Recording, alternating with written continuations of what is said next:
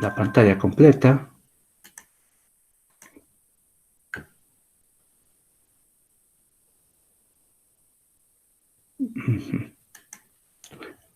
Y vamos a ver.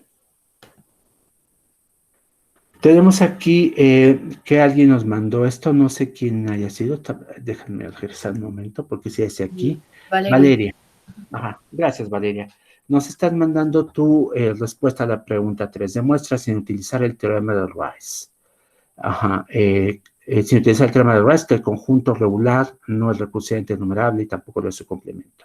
Y lo que estás utilizando es que el vacío y, bueno, probablemente vacío y sigma estrella son regulares. Entonces lo que tienes que hacer es lo siguiente. Vas a tomar dos conjuntos A, M se detiene con X, ese es HP, y B, bien, es regular. Aquí está bien tu formulación. Yo te pediría nada más que siguieras la convención que adoptamos, que hemos adoptado, que es poner a M y a X entre corchetes, porque aquí nos estamos refiriendo no a la máquina, o sea, cuando hablamos de la cadena que forma HP, nos referimos a la codificación de la máquina, no a la máquina en sí. Pero está bien tu idea. Ajá, bien, entonces ve el lenguaje, el lenguaje formado por las cadenas que codifican máquinas de Turing que aceptan lenguajes regulares. Ahora, tomas una máquina arbitraria. Aquí probablemente también habrá convenido usar un nombre distinto porque se confunde con la MDB, pero está bien. Y una cadena X, se construye una máquina M' tal que M reconoce a cualquier cosa si M se detiene en X y acepta, o sea, es decir, tu idea es que simulas a M con X, Valeria, Sí, y sí si se que... detiene, aceptas. Ajá, bien. Y M reconoce un lenguaje no regular si M no se detiene en X. Ajá. ¿Cómo pasa lo segundo? Tu inciso 2. Mm, pues ahora sí que solo hay dos condiciones, que reconozca al lenguaje regular y que no lo reconozca. O sea, que reconozca un lenguaje que es no regular. Pero ¿cómo pasa eso? Porque mira, te das cuenta que en tu inciso 1, si Sí. entiendo bien lo que va a hacer esta máquina M', es simular a M con X, y si se detiene, acepta la cadena que sea. Entonces lo que está haciendo en este caso es que si M, la codificación de M y la codificación de X pertenecen a HP, el lenguaje aceptado por M' es sigma estrella, que es un lenguaje regular. Ahora, Sí. en caso de que no se detenga, el lenguaje aceptado por M' es el vacío, que también es regular. Entonces no estás distinguiendo entre ellos, ¿te das cuenta? Ese es el Mm, problema. Ajá, entonces no estás haciendo una reducción. La reducción operaría así siempre que tomas una instancia de una máquina y una entrada y esta pertenece a HP, entonces el lenguaje reconocido por M' es regular y viceversa. Ajá, entonces no estaría funcionando. Ajá, ¿te das cuenta? Tendrías que pensar en alguna opción distinta. Este problema ya nos había mandado una solución, un intento de solución, no me acuerdo si Víctor, en el que les decía que para garantizar que el lenguaje reconocido fuera regular, lo que tenían que hacer es que si se detenía, aceptaban todo, ajá, y entonces, pues ese es un lenguaje regular. Y si en caso contrario, más bien si no se detenía, pero si se detenía, tenían que aceptar un lenguaje que no fuera regular. Y si no se detenía, pues acepta el vacío. Y en ese caso es un lenguaje regular y por lo tanto pueden discernir entre ese y este. Y para el caso contrario, para el complemento de regular, había que invertir el truco.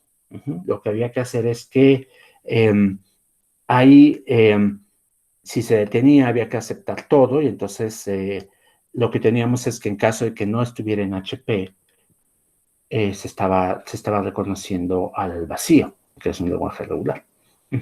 Entonces, me parece que tu solución no cumple este sí, solo sí, Valeria. Ok, ¿Sí? sí. ¿Te das cuenta? Porque tu inciso 2 no puede funcionar porque lo que estás diciendo es que si no se detiene, ¿y cómo sabes que no se detiene? ¿Qué hace en ese caso M'? No reconoce nada, entonces no puede rechazar porque no llega al punto en que la máquina se haya detenido, ¿te das cuenta? Tendríamos que decir más bien que lo que ocurre es que en la práctica no acepta nada, está aceptando el conjunto vacío, pero el conjunto vacío también es regular. Ujú. Entonces, por eso es que no estás distinguiendo entre esas condiciones. Entonces, trata de reformular las cosas, ¿no? Creo que primero, el inciso uno tendrías que formularlo de otra manera, ajá, para que cuando se detenga, aceptes em, algo que no sea regular y entonces puedes distinguir entre HPI no regular.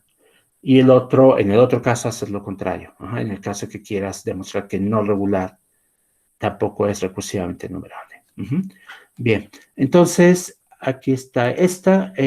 Vamos a ver el otro ejercicio que hiciste. Una máquina de Turing que acepte un conjunto que tiene el mismo número de A's, B's y C's. Lo hiciste por medio de un diagrama. Este realmente no es muy difícil. Supongo que lo que haces es ir contando, ¿no? Sí, es justo lo que hago. Ujú. Entonces, estás aquí en el estado inicial. Si lees una A, pasas a un estado en el que estás buscando una B. Si encuentras una B, pasas a un estado en el que estás buscando una C. Y después me imagino que o bien te regresas al principio o haces este mismo recuento en dirección opuesta, ¿no? Ajá, sí, aquí está. Si estás en el final, te regresas al inicial. Ah, te vas hasta el final. Ajá, ya entiendo. Regresas hasta el inicio y vuelves a empezar el proceso. Si te encuentras una B, lo que haces es que andas buscando una C y después una A. Ujú. Bien. Sí, entiendo. Ya vi cómo funciona tu máquina. Lo que haces es que ya sé que para no tener que regresarte una y otra vez, lo que haces es que tienes estados que te dicen, vi una A y me falta encontrar una B y una C. O bien vi una B y me falta encontrar una C y una A. O bien vi una C y me falta encontrar una A y una B. Y vas haciendo eso. Sí, es una solución sensata. Lo haces de manera lineal, no tienes que regresarte muchas veces, lo cual es bueno. Ujú. Ahora, una máquina tiene que aceptar el conjunto A, la 2 a la N. Bien. Por cierto, creo que fue Víctor el que me mandó una pregunta, y perdón porque Classroom no me está avisando cuando suben las preguntas.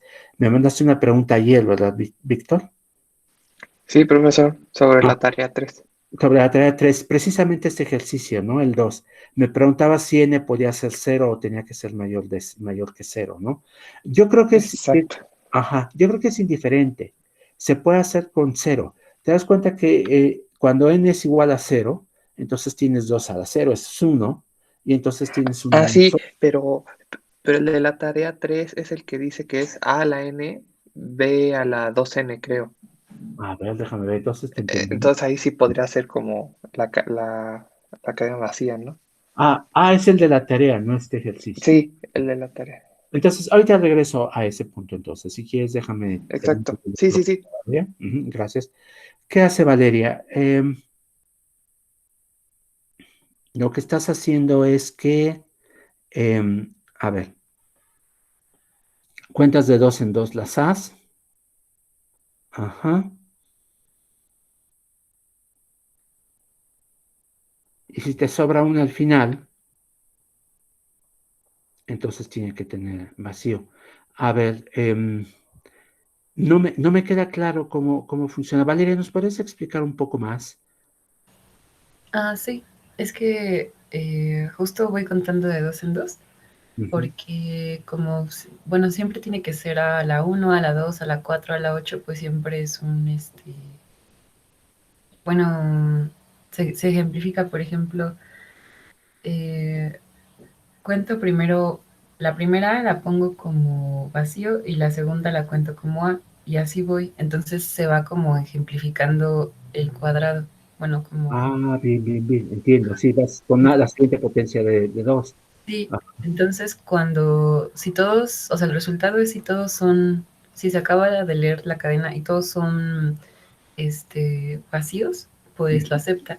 Y si hay, por ejemplo, una A, pues lo rechaza, porque necesitaría otra A para que fuera como parte del conjunto. Entiendo. Ese es bastante ingenioso. Me gusta más que la solución que presenta el Cousin. Que Cousin ofrece una solución distinta para esto, que es subdividir la cadena en mitades cada vez. La tuya lo que hace es, no sé si sea más eficiente que el otro, pero ya entendí la idea. Claro, como vas contando en pares, en el primer caso te quedas con cadenas de longitud 2 que tienen un vacío y una A. Ajá. En el segundo paso tendrías que quedarte. Mira, aunque en este caso en particular, esta cadena yo te diría que de acuerdo con tu algoritmo, podrías haberla rechazado ya en el paso, en el primer recorrido, porque no tiene longitud par. Entonces, a lo mejor haciendo una pequeña adaptación podrías hacerlo de una vez. Ujú. ¿Te das cuenta por qué? Porque en tu cadena tiene 13 caracteres, ¿no? Y eso significa que cuando pone el último en blanco, tendría que estar en un estado en el que espera después una A y como no lo encuentra, rechaza. Pero tu idea es correcta. Me parece bastante ingenioso. En el último paso que tienes ahí dibujado, tienes 7 espacios en blanco, una A, que es como esperabas que estuviera, y después de ver una cadena exactamente igual, 7 espacios en blanco y una A. Pero como no hay suficientes espacios en blanco, rechazas. Ajá. Bien, perfecto. Buena solución. Gracias, Valeria. Bien, pues ahí está. Gracias por mandar sus ejercicios. Y voy a contestar la pregunta que nos hacía Víctor sobre la tarea. Permítanme un momento. La tarea 3, aquí está. Es en el ejercicio 2, que es ¿qué pasa si es un conjunto a la n2 a la n 2 por n? Ajá. ¿Cómo hacer una máquina Turing que acepte esto? Ajá. Si n fuera 0, entonces sería epsilon, ¿no? Lo que tendríamos aquí a la 0 y b sería 2 por 0, 0. ¿Por qué tendrás un problema con esto, Víctor, con aceptar epsilon? Nada más para si no modificar y ver el caso cuando esté una cadena vacía, o sea, para ver si agrego un estado o hago un caso intermedio para ese caso, o me sigo continuando con... Yo lo empecé a hacer de uno en adelante, Bien. en el que No siempre voy a entiendo. tener algo, entonces... Claro, claro, porque lo que ocurre es que si encuentras espacio vacío, pues no estás leyendo ningún carácter. Ahí simplemente tendrías que decidir si estando en el estado inicial te encuentras vacío, aceptas o no aceptas, ¿no? Ok, entonces, ¿ya Según, depende de nosotros?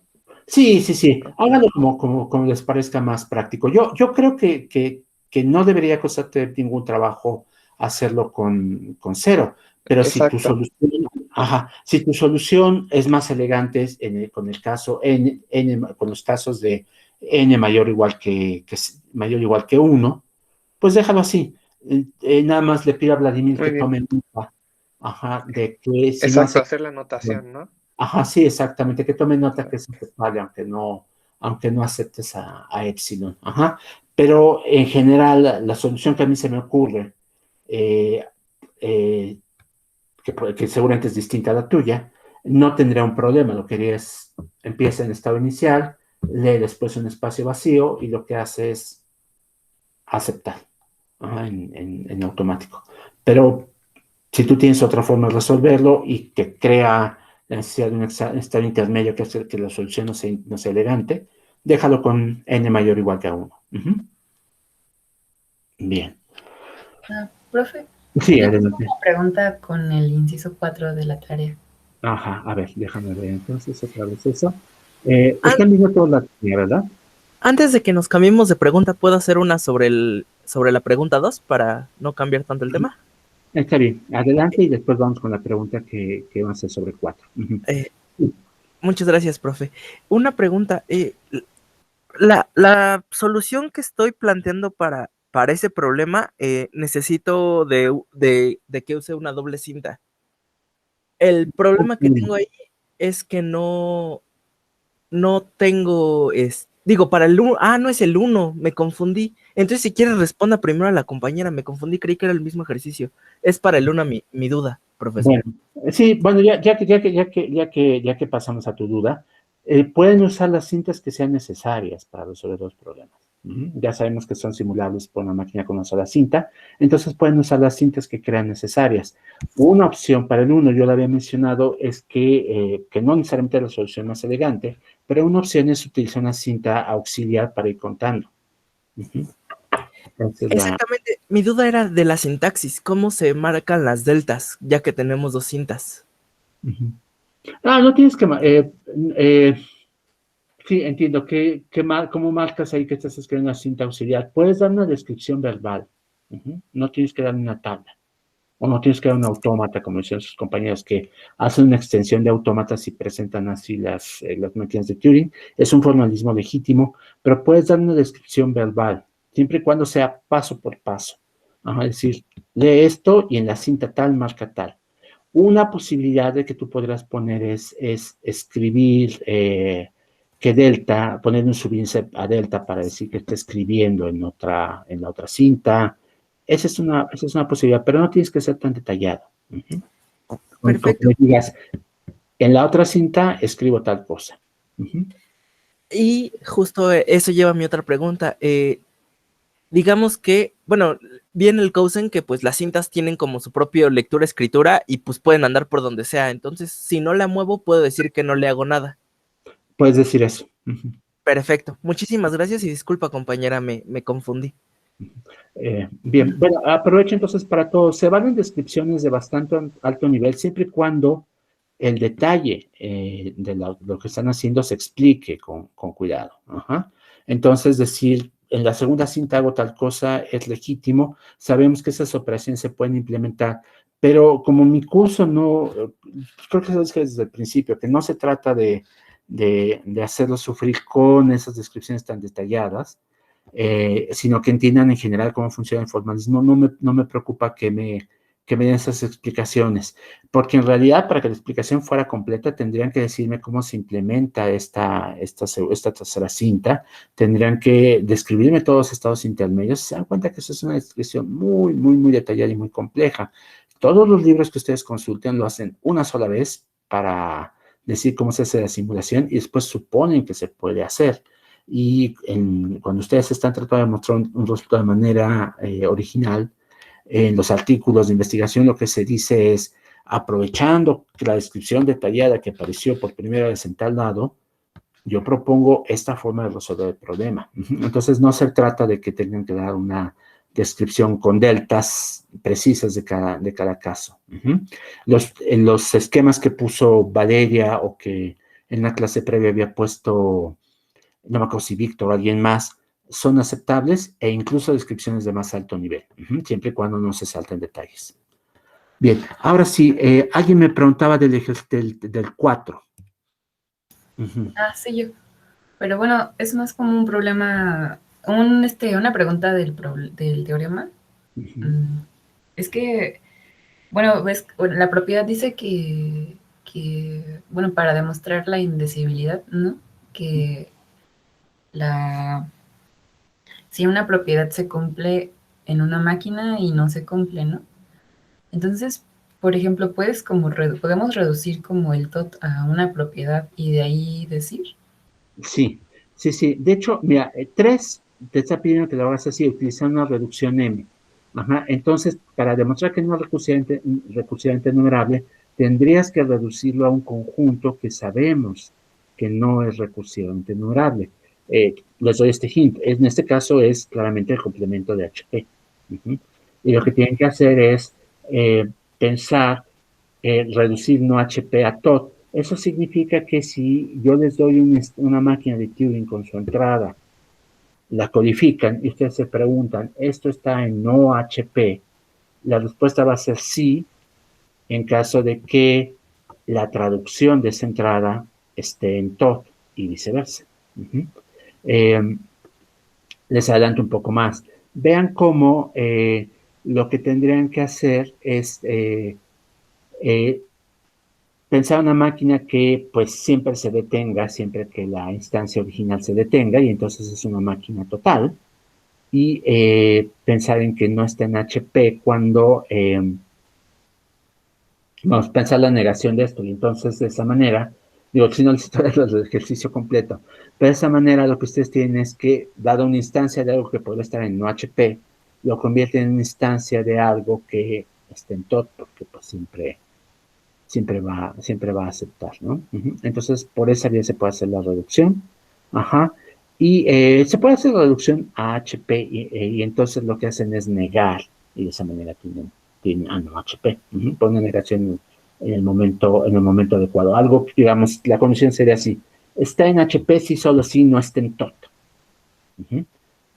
Y entonces, pues, a la hora de negar esa afirmación, va a estar en TOT si solo si no está en HP. Y de esa manera obtiene esa reducción. El ejercicio 4 es el mismo problema con el teorema de Rice, y para los que ya entendieron el problema de Rice, se dan cuenta que esto es una respuesta de 2 o 3 renglones máximo, la de 4. Sin fórmula, sin nada. Simplemente hay que decir por qué es así, ¿no? Pensar en una forma de traducirlo en una pregunta, en una propiedad que no sea monótona ya le estoy dando bastante información con eso, y con eso debe estar resuelto el problema. Okay. Bien, bien. Bueno, ¿tienen preguntas? Pueden mandarme respuestas provisionales. En particular, me parece que sigue habiendo dudas con el ejercicio de práctica que dejé, el de regulares. Entonces, si les parece, más tarde les envío algunas notas sobre ese, que creo que nadie ha sacado bien hasta el momento. Y a ver si esto les sirve de guía para el ejercicio de la tarea. ¿De acuerdo? Sí, gracias. Sí, Bien. está bien. Bueno, entonces, pues terminaremos con esto de los ejercicios. Quedaba por ver algo de los temas del curso. Déjenme entonces cambiar de presentación, de estilo de presentación más bien.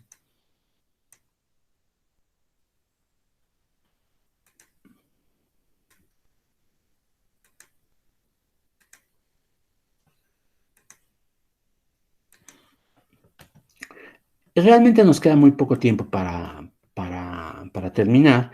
En la clase anterior pude ver con detalle cómo funcionan las funciones recursivas MI y el cálculo lambda. Entonces, en lo que queda, simplemente les voy a dar un panorama muy general de lo que habríamos visto en el curso si hubiéramos podido ver este tema.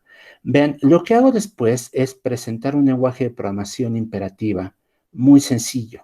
Aquí lo están viendo en pantalla, ¿no? Este lenguaje de programación imperativa incluye, pues, un programa que se llama Skip, que piensa que es una especie como de programa que funciona como algo así como un elemento neutro en una álgebra adecuada. Bueno, algo así, es un elemento neutro en una álgebra de estados de la memoria de la computadora, pero ahorita no voy a entrar en detalles de eso.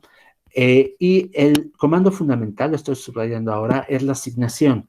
Ustedes toman una expresión aritmética, que es algo así como, pues, un número constante, una variable, una localidad de memoria, la suma de dos expresiones, la resta o la multiplicación, calculan el valor de esta expresión y la guardan en la localidad de memoria. Aquí en este caso X. Y pueden componer programas de manera secuencial, pueden utilizar la construcción condicional, que estoy sugiriendo ahora, y pueden utilizar ciclos. Esto es lo que se puede hacer con ese lenguaje de programación. Entonces es muy elemental. No es, estoy seguro que cualquier lenguaje que hayan usado antes tiene mucho más construcciones que este. Sin embargo, resulta que este lenguaje es Turing completo. Es decir, todo lo que ustedes pueden hacer con la máquina de Turing se puede hacer con este lenguaje y viceversa, y todo lo que se puede hacer con funciones recursivas MI se puede hacer con este lenguaje, y lo mismo pasa con el cálculo lambda. Para demostrar esto, lo que hago es presentar en las láminas siguientes una forma clara de definir las acciones del programa. Esto lo hago por medio de un formalismo que se conoce como semántica operacional estructural. que lo que hace es decirme, por medio de reglas de inferencia, ven aquí tengo una regla de inferencia de este estilo, qué es lo que hace un programa de este lenguaje. La idea es que vamos a tener localidades de memoria, que es parte de las construcciones del lenguaje, y vamos a pensar en funciones que me dicen qué cosa está guardada en cada localidad de memoria en cierto momento, en cierto estado de la computadora. Los valores que vamos a admitir son números naturales, son números enteros. Y entonces, un estado de la memoria va a ser una función que va a dar localidades a los números enteros. Sigma de x, en este caso, me dice qué número entero está guardado en la localidad de x en el estado sigma. Y lo que vamos a hacer es que la asignación lo que hace es cambiar el valor guardado en una localidad de memoria a la vez. Cuando digo en x guardo el valor de la expresión aritmética a, lo que hago es evaluar la expresión aritmética a, que podría ser, por ejemplo, x más 1, y eso se evalúa así. Veo que hay en x, digamos 3, le sumo 1, me da 4, y guardo 4 ahora en x. Eso es lo que dice esta lámina. El conjunto de estados posibles de la memoria es esta función, sigma. Para los que están interesados en cuestiones de conjuntos, vean cómo el conjunto de estados es un conjunto bastante grande, porque es un conjunto de funciones, y las funciones de un número con un dominio infinito son muy, muy, muy grandes. Es el conjunto potencia de los naturales. Y entonces, pues, hay muchos estados posibles, por supuesto, ¿no? Ahora, lo que hago después en las siguientes láminas es describir qué cambios de la memoria induce cada programa. Primero empiezo diciendo cómo se evalúan las expresiones aritméticas. Después digo cómo se evalúan las expresiones booleanas por nuestras reglas. Aquí me voy a tener un caso de una expresión aritmética. Vean, si yo tengo un número, les digo cuánto vale la constante n en el estado sigma, la respuesta es pues vale n, es una constante. Y si les digo cuánto vale x en el estado sigma, lo que hago es asomarme a x en sigma y así les da igual, el valor guardado es este.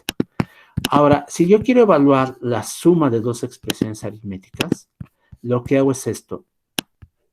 Veo que evalúo lo que está guardado, una expresión aritmética, digamos la expresión aritmética 0, obtengo un número entero, evalúo la expresión aritmética 1, obtengo otro número entero 1, y le aplico la operación de suma, o la operación de multiplicación, o la operación de resta, dependiendo de cuál de estos valores estoy tratando de evaluar.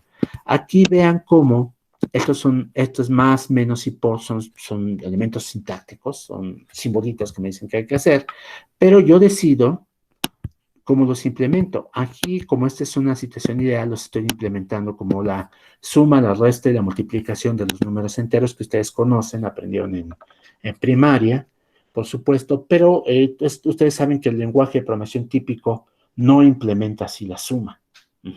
Lo que hace es que implementa sumas acotadas, porque generalmente los lenguajes de programación típicos no tienen todo el rango de dos enteros, sino solo un valor, digamos, 2 bytes, 3 bytes, 4 bytes, en fin. Y eso significa que cuando una suma rebasa los valores que se pueden guardar en, digamos, 4 bytes, lo que hace es o darles un mensaje de error, o bien, pero todavía hace sumas módulo algo, o bien les da 0, en fin, dependiendo del lenguaje de programación específico.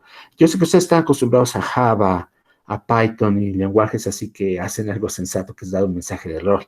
Pero en el pasado había lenguajes que no daban mensaje de error, que lo que hacían era entregarles la suma módulo 2 a la que es 2 a la 16, por ejemplo, ¿no? Que era típico cuando el rango de los enteros estaba acotado por 4 bytes. Hacían eso. Entonces es bastante absurdo, pero sí, sí pasa. Entonces aquí, pues, este lado es la implementación de esta operación. Ahora, para las expresiones booleanas, pues lo que hacemos es tomar como expresiones básicas el valor de verdad constante verdadero, el valor de verdad constante falso. Y, perdón, aquí veo que hay un error en mis notas, no sé a qué se deba, déjenme revisarlo.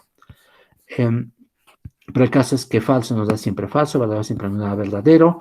Lo que permitimos es comparar el valor de expresiones aritméticas, ya sea con el símbolo de más o de menos.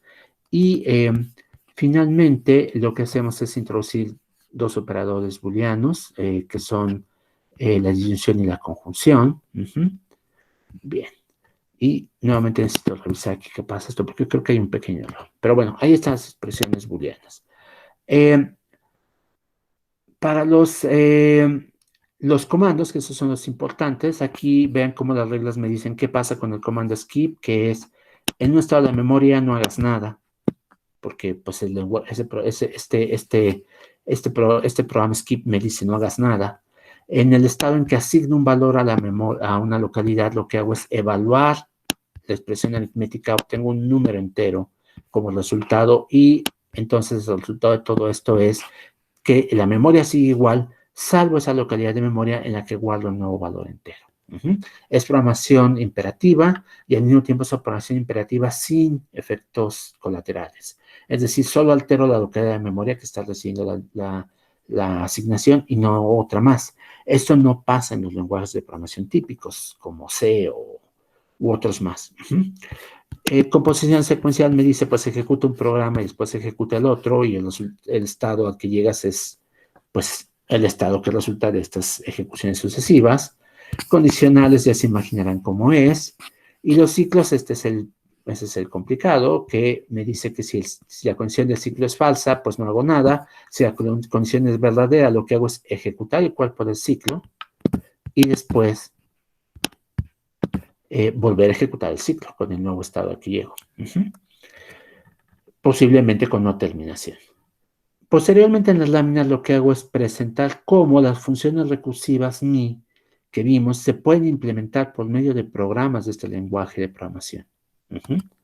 Y eso significa que ustedes podrían tomar un lenguaje de programación imperativo y escribir un compilador en un lenguaje de máquina que ejecutara como operaciones básicas las operaciones de las funciones recursivas MI. Digo, eso no existe, por supuesto, no hay computadoras que tengan como operaciones básicas las funciones recursivas MI, pero en principio sería posible. Piensen que algo que es muy común ahora es que los lenguajes de programación no se traducen directamente al lenguaje de máquina, sino a lenguajes intermedios. Pienso, por ejemplo, en algunos compiladores viejos de Haskell y algunos no tan viejos, que tienen la opción de que en lugar de generarles código ejecutable, les generan código C, para que ustedes pues después hagan operaciones de optimización que son posibles con C y no son posibles en Haskell. Por ejemplo, esa es una posibilidad. Hay muchos otros lenguajes que lo que hacen es generar código, no lenguaje de una máquina específica, para una arquitectura específica, sino una máquina virtual. Java, por ejemplo, hace eso. Les genera código para esta máquina virtual, y después se trata de que el código para esta máquina virtual pues haya una implementación adecuada para la arquitectura que ustedes quieran. Entonces su programa Java es independiente de la arquitectura en la que se esté compilando. En teoría debería ejecutarse igual en todas las arquitecturas posibles, ¿no? Siempre y cuando haya una implementación correcta de la máquina virtual de Java. Yo sé que esto es teoría porque en la práctica hay fallas, y hay fallas porque las implementaciones de las máquinas virtuales de Java no son libres de errores. Para los que les interese, hay un grupo muy grande de gente ahora que está trabajando en la producción de compiladores certificados, que son compiladores que se demuestra que no tienen errores. Entonces, pues esos compiladores lo que hacen es garantizar que que las máquinas virtuales están bien implementadas, que las traducciones son correctas, y se basan mucho en estas ideas que estamos presentando aquí, junto con métodos de la lógica matemática para demostrar que las traducciones son correctas. Básicamente lo que estoy presentando en estas láminas, pero en grande y con programas auxiliares. Es una rama de investigación bastante rentable, bastante productiva ahora, y que esperemos que nos lleve a compiladores mucho más confiables, porque ahora muchos problemas que tienen los programas no son problemas de los programadores, sino problemas de la gente que escribió los compiladores, que pues cometieron errores que son muy difíciles de ver desde la perspectiva humana, pero que un demostrador que teorema nos puede demostrar que pues ahí había Había un hueco, un salto lógico, una decisión de implementación no obvia que tiene consecuencias de largo alcance. Entonces aquí lo que presento es en particular una traducción de funciones recursivas funciones recursivas a programas imperativos. No voy a explicar el detalle de esto porque ya estamos cerca de la hora, pero el punto es que una vez que tengo esto, llegamos a la situación en la que, a ver, déjenme ver, lo tengo que tener acá en esta lámina, en la que tenemos lo siguiente: yo les doy una función recursiva mía arbitraria y ustedes me construyen un programa P tal que si ustedes ejecutan este programa P en el estado sigma y llegan y terminan en el estado sigma prima, entonces esto es igual a lo siguiente, vean, en la localidad x0 de sigma prima queda guardado el valor que resulta de aplicar la función recursiva mi a los argumentos que estaban guardados en las localidades que son entradas de su programa. Esa es la idea. Entonces, y este es un sí solo. Si la función recursiva mi puede evaluar cierto número de valores, entonces es posible crear el programa en el que empezamos inicializando x1 o xn con estos valores, lo ejecutamos y al final en x0 tenemos el resultado de la función. Esta es la intención de esta transformación, que es la que hago aquí. Paso a paso, como pueden darse cuenta, es un proceso largo.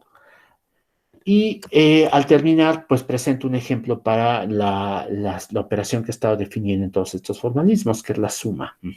La suma recursiva, ¿se acuerdan? La habíamos definido anteriormente. ¿Se acuerdan que la definí por medio de una función recursiva mi? Y aquí lo que hago es presentar cómo esto se puede implementar por medio de un programa while. Y digo, por supuesto que me van a decir, oye, es absurdo, la suma no tienes que implementarla así. La suma es una primitiva de tu lenguaje. Y mi respuesta es sí, por supuesto, yo sé que es una primitiva. Lo que quiero es ilustrar una traducción de una función recursiva mi a un programa. No pensar directamente cómo saltarme esto. La idea es que esto lo hace de manera automática su compilador. Un compilador optimizado, por supuesto, tratará de detectar que lo que estoy haciendo ya está definido, entonces, pues, ¿para qué lo implemento si es primitiva del lenguaje? Y lo haría así. Pero pensando en un compilador no tan sofisticado, tiene que hacer la traducción automática. Y además con esos compiladores es mucho más fácil demostrar que se hace de manera correcta. Ya posteriormente yo puedo intentar hacer optimizaciones y demostrar que esas optimizaciones no introducen nuevos errores. Pero todo esto sería necesario si yo quiero que mi compilador sea absolutamente confiable, porque si no, pues hay ahí una fuente probable de errores y seguramente ustedes han oído hablar a estas alturas de compiladores con errores de este estilo, ¿no? Bien, entonces ahí está, esa es la traducción de esta función. Están las notas, pueden revisarlas si ustedes me preguntan después si tienen dudas. El último tema que vamos a ver en esta parte del curso son las máquinas de registros ilimitados. Estas máquinas, piensen que son una especie como de idealización de lo que sería un lenguaje de máquina muy, muy, muy elemental.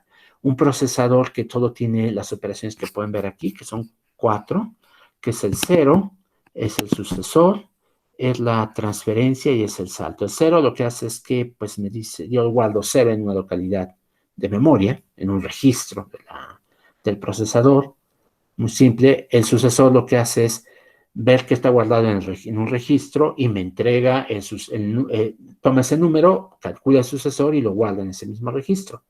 La transferencia lo que hace es pasar información de un registro a otro y finalmente salto lo que hace es pues comparar el valor de dos registros de la memoria, del procesador, y si son iguales, se va a la instrucción késima, y si no, pues continúa con la que seguía. Entonces, de esta manera tenemos una cosa que es muy sencilla, muy, muy, muy elemental. Resulta que un procesador que tiene estas 4 instrucciones es Turing completo. Recuerden, eso quiere decir que cualquier cosa que se pueda hacer con una máquina de Turing se puede hacer con este procesador Y además es viceversa, es Turing completo y nada más que Turing completo. Cualquier cosa que puedan hacer con un procesador así se puede implementar por medio de una máquina de Turing. Y por supuesto se puede hacer todo lo que vimos antes. Aquí en particular en las láminas lo que hago es presentar un caso muy simple, nuevamente la operación de suma. Y vean cómo es posible traducir todas las operaciones que vimos de las funciones recursivas MI a estos registros, las operaciones cero, sucesor y proyección. Como pues sucesor es muy simple, ¿no? No es muy complicado de ver que se puede hacer. Cero también, proyección creo que tampoco es muy complicado de ver que se puede hacer. La composición de funciones significa pues tomar el programa que implementa una función con el programa que implementa otra función, ejecutados de manera sucesiva, y sin embargo, dado que los programas pueden tener saltos, lo que hay que hacer es actualizar las etiquetas de los saltos, porque si el programa decía vete a la instrucción 20 y antes se puso otro programa con 15 instrucciones, ahora hay que irse a la instrucción 35 para que el programa siga siendo correcto. Entonces se renumeran las direcciones de los saltos y con eso queda todo. Ya, es realmente muy fácil. Si se puede hacer con el programa imperativo, se puede hacer con el lenguaje de programación imperativo, se puede hacer con esto también. En particular, un ejercicio interesante, de una especie como de compilador, de microcompilador que ustedes podrían hacer, es la implementación de las funciones de los programas que están en IMP, en estos máquinas de registros ilimitados. Mi curso no es un curso de programación, pero si yo quisiera darle un componente más en esa dirección, les pediría este ejercicio. Implementame tales instrucciones en una máquina de registros ilimitados. Y en la tarea 4, originalmente les pedí algo así. Me parece que les pedía que agregara una construcción al lenguaje IMP, los ciclos for, hicieran su implementación en estas máquinas. Ya no se va a hacer. Su implementación es decir, por supuesto, ¿no? Es una descripción verbal de cómo funcionaría, ¿no? Utilizando cero, sucesor, transferencia y salto. Entonces, pues eso es todo. Aquí yo creo que ustedes tienen muchas preguntas, por supuesto, porque esto fue un par de sesiones para cubrir 35 láminas, con lo cual es mucho material, sin ejemplos adicionales. Recuerden que esto no se evalúa. Lo pongo simplemente para que pues podamos decir que al menos saben lo que se habría visto en el curso completo.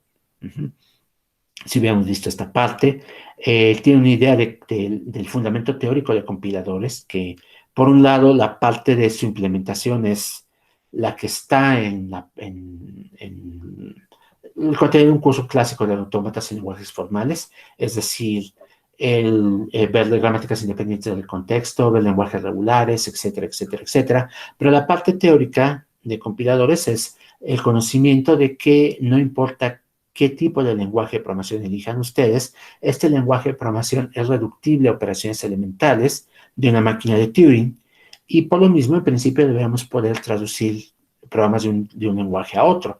No es cierto que en principio haya lenguajes de programación más poderosos que otros.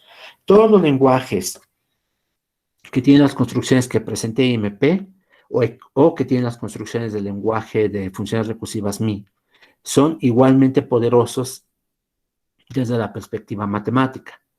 Ahora, en la práctica, por supuesto, un lenguaje que les da estructuras de datos elegantes y fáciles de manejar, un lenguaje que permite manejar la recursión de manera eficiente, etcétera, etcétera, etcétera, pues les pueden servir para mucho más, ¿no? Pero si alguien les dice, mira, lo que yo programo en Python no lo puedes hacer en ensamblador, la respuesta es claro que puedo. Claro que puedo, me va a costar mucho trabajo, pero claro que puedo. Lo que puedo hacer no sé, en C#, por ejemplo, un lenguaje orientado a objetos, no lo puedes hacer en Pascal. La respuesta es no, sí se puede, pero va a costar mucho trabajo, por supuesto, porque C# tiene muchas construcciones propias de un lenguaje orientado a objetos, herencia, polimorfismo, etcétera, etcétera, etcétera, que no existen directamente en Pascal, pero que en principio se pueden implementar. Entonces ahí está. La conclusión, no, por supuesto, no es háganlo todo en ensamblador, ¿no? Como hizo Nuss en los 70s con su libro de algoritmos. La conclusión es elijan el lenguaje más adecuado para la tarea que quieran, con la certidumbre de que pues todo se puede hacer ahí. Y si hay algo que resulta particularmente difícil, siempre es posible con los lenguajes modernos hacer componentes en otro lenguaje y encontrar una interfaz para que ese componente se integre a lo que ustedes están haciendo. Y eso se puede hacer para todos. Por ejemplo, es posible manejar entrada y salida de dispositivos en Haskell, pero también es posible seguirlo haciendo en C y esa parte del programa manejarla por medio de un componente que está hecho en C y que se comunica con Haskell siguiendo ciertos protocolos. Entonces, pues programen lo que ustedes prefieran o lo que les diga la compañía para la que trabajen o el grupo de investigación para el que trabajen que tienen que hacerlo, y piensen que en última instancia, si algo es más fácil de hacer en otro, es posible hacer la traducción siempre, ya sea de manera automatizada, con un compilador como el que estoy presentando aquí, o siguiendo estas instrucciones que vi en caso de que no exista un compilador así, ustedes pueden implementarlo siguiendo estos métodos. Bien, ¿alguna pregunta o comentario?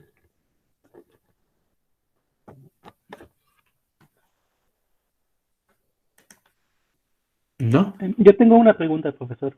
Adelante, por favor. Bueno, Sí. a pesar de que este tema no se va a evaluar, ¿sí podría compartirnos la tarea que daba los semestres pasados? Sí, por supuesto. Me parece, de hecho, que sí la subí al trabajo de clase, déjame ver. Y les decía que una opción era que en lugar de hacer tarea de recuperación, ustedes contestaran esta tarea. Miren, aquí está, ya está arriba, la publiqué el 6 de enero. Entonces pueden revisarla y también están los ejercicios que puse para esta parte del curso. También están ya arriba en Google Classroom. Gracias. Bien, ¿alguien quiere comentar o preguntar algo más? ¿No? Bien, bueno, miren, nos vamos a ver todavía en las réplicas, por supuesto, pero voy a verlos de uno por uno, entonces quisiera concluir hablando con todos ustedes ahora. Yo creo que va a ser la última oportunidad que nos veamos todos. Y quiero agradecerles su paciencia, su disposición a realizar un curso en estas condiciones, su paciencia conmigo también, porque pues yo es la primera vez que doy un curso completo así. El semestre pasado había dado parte del curso, pero por condiciones de emergencia realmente no hubo clases en línea. Lo que hubo fue que escribí guías. Vladimir me ayudó, por cierto, con ese esfuerzo, guías para un curso similar de licenciatura, y hicimos evaluación con base en las tareas.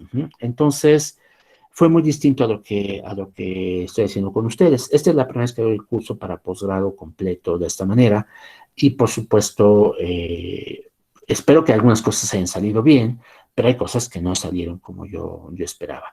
No cubrí el temario completo, creo que en estas condiciones es muy difícil esperar cubrirlo todo, y entonces mi temario ha sido menos ambicioso. También pues sé que hubo ahí problemas con la forma de comunicación. Mis láminas pues tienen algunos errores, aunque creo que no tantos. Bueno, eso quiero creer. De todas maneras son perfectibles. Los que han aparecido, ustedes me han ayudado a anotarlos. Ahorita acabo de anotar otro más, voy a corregirlas y espero que los sucesivos sean mejores. Pero el error fundamental es que la interacción que se puede hacer con los alumnos en el pizarrón, pues ahora la tengo que hacer con este programa que me permite escribir en línea, y pues mi caligrafía no es muy buena en la pantalla, ¿no? Entonces buscaré una solución para eso. ¿Qué más? Que creo que el calendario tampoco funcionó como yo esperaba, y pues les ofrezco una disculpa por todos estos inconvenientes que creo que les están haciendo la vida más difícil de lo que debería ser. Estoy abierto a recibir sus opiniones. Creo que el posgrado sigue haciendo una evaluación al final sobre el curso, sobre lo que ustedes piensan del contenido y de la forma en que lo impartí. Por favor, respóndenla si les llega la evaluación. A mí no me han hecho llegar en mucho tiempo pues sus opiniones. Espero que esta vez sí sea. Si sea así, me las mandan de manera anónima cuando ya pasó el periodo de calificaciones. No se preocupen por eso. Pueden ser sinceros, directos, y decirme tal cosa no me gustó, me parece que esto se podría hacer mejor así y pues esas opiniones a mí me son útiles para mejorar para siguientes ocasiones. Entonces, pues, por favor, siéntanse con libertad de decir exactamente lo que piensan. Y si alguien quiere decirme directamente, les agradezco que pues, se comuniquen conmigo y me hagan sugerencias y me digan, eh, tal cosa debería ser así, ¿por qué no mejor haces esto? Y yo pues trataré de hacerlo si estoy de acuerdo con ustedes, por supuesto, ¿no?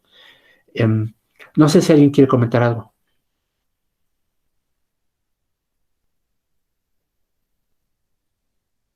¿No? Bien, pues nuevamente les agradezco su presencia. Nos seguiremos viendo por ahí de manera virtual, supongo. Y pues mucha suerte en sus estudios y en los cursos siguientes. Muchas gracias, Muchas profe. Muchas gracias. gracias. Hasta luego. Hasta luego, entonces. Mucha suerte a todos. Muchas Hasta gracias. luego. Luego.